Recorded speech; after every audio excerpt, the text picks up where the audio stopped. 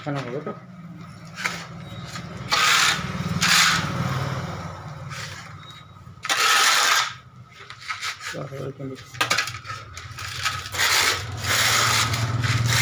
মশলা শেষ করার দরকার নেই, এভাবে সব বই একটা উঠতে বের হবে, তাও দিয়ে দেওয়া ভালো।